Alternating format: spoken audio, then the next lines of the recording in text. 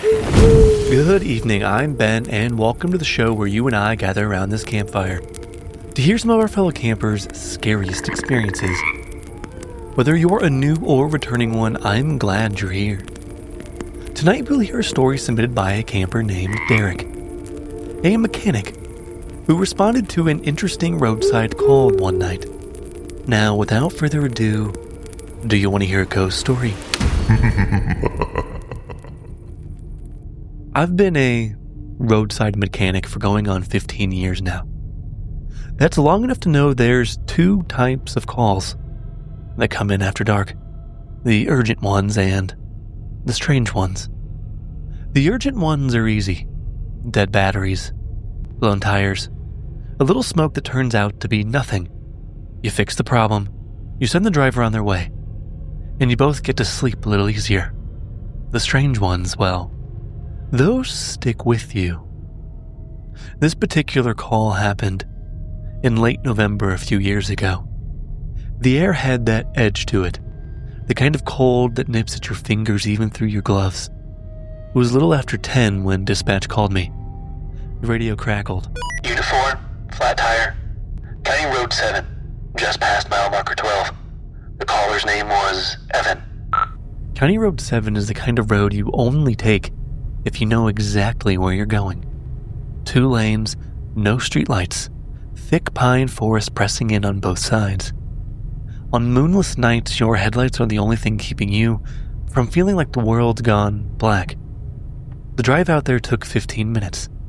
My coffee had gone cold in the cup holder, and the heater was doing its best to keep my cab somewhat warm, but my breath still fogged the inside of the windshield. I spotted Evan from about a quarter mile off, just a lone man standing on the shoulder, hazard lights flickering weakly behind him. When I pulled up, my headlights swept over an older sedan, maybe early 2000s, the paint dull and weathered. He was standing off to the side of the road, hands in his pockets, waiting. He stepped forward as I got out of the truck. Tall guy, maybe mid-20s, wearing a dark hoodie and jeans. "Hey, thanks for coming," he said. His voice had that mix of relief and embarrassment I hear in a lot of these calls. "I don't know what happened. It just went flat out of nowhere." "No problem. I'll take a look." I crouched down by the rear wheel and just froze. The lug nuts were rusted solid, with thick, flaky corrosion that had eaten into the metal. Even with my breaker bar, I knew they wouldn't budge, though I did give it a few tries. But it was like the wheel had been welded to the axle. Finally, I turned to him and said, "You're not going anywhere in this tonight. Best I can do is give you a ride home. Maybe come back tomorrow with the right setup, a tow." He didn't hesitate, just smiled faintly, like he'd been hoping I'd say that. "That'd be great, thanks." We climbed into my truck. I noticed he didn't say much after that, just buckled himself into the back seat and stared out the window. Not at anything in particular, just out into the dark. We drove in silence for a while. The only sounds were the hum of the engine and the crunch of gravel as we pulled out of the road. Every now and then I caught a glimpse of him in the rearview mirror. His face looked pale in the dashboard's glow, and there was something about his eyes, unfocused, almost like they were looking at something incredibly far away, something I couldn't see out in the night. I tried to make small talk. "So you live around here?"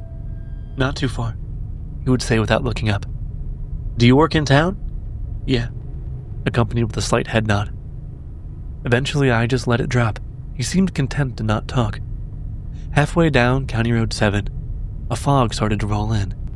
Not a soft, drifting kind of fog. This was soupy, like it had been waiting in the tree line for us to pass and finally cascaded onto the road. My high beams turned it into a white wall. I slowed to a crawl. That's when I noticed the temperature dropping in the cab. My heater was still running, but the air felt colder somehow.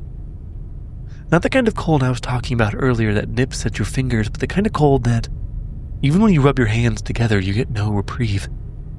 I glanced in the rearview mirror once again to see how Evan was doing, but Evan was just still staring out the window, even though his breath was fogging up the glass beside him.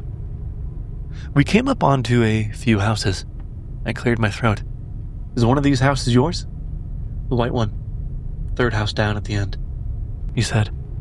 His voice was really quiet now, like it was further away, like he was sitting outside the car. We turned onto his driveway, a narrow strip of gravel lined with bare trees, their branches twisting in the fog like weird skeletal fingers. Pulling further down the driveway, I noticed the house was well worn, paint peeling under the yellow glow of the porch light. I pulled up next to it and put the truck in park. Turned to tell him that we were there, but the back seat was empty. No sound, no movement, just nothing. For a few seconds I just sat there, my hands gripping the wheel, listening to the engine idle. My heart was starting to pound. I knew I hadn't stopped yet. I knew I hadn't heard him get out. I got out, walked around my truck, but he wasn't there. There was a woman standing on the porch now, just outside the door. She looked like she'd been up late. A cardigan wrapped around her, reading glasses perched on her nose. "I'm real sorry to bother you, ma'am," I said. "I just gave a young man named Evan a ride. He said this was his place." But her face changed instantly. I'm sorry," she started slowly. I think you must be mistaken. My son Evan, well, he died 3 years ago. Car accident. Just past mile marker 12. Her words hit me like a punch to the gut.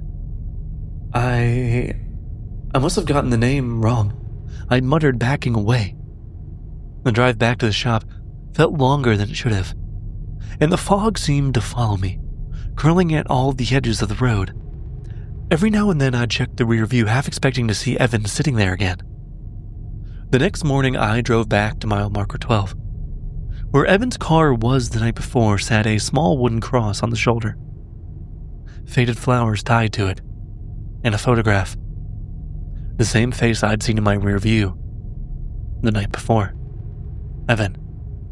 I still take calls on County Road 7, but every time I do, I make sure the caller's name wasn't Evan, and I always check my rear view on the way home.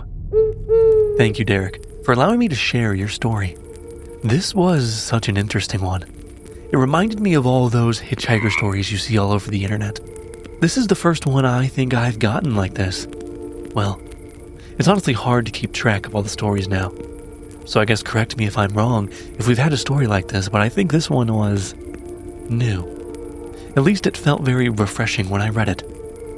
I have no show announcements this week, but if you'd like a shout out at the end of an episode, head over to patreon.com/do-you-want-to-hear-a-ghost-story. As always, I'm just glad to have you all as campers on this journey. Please keep sharing the show with anyone you think might like these stories, or someone you're just trying to scare. If you're enjoying it, go ahead and leave a review. I would love to hear from you. Until next time,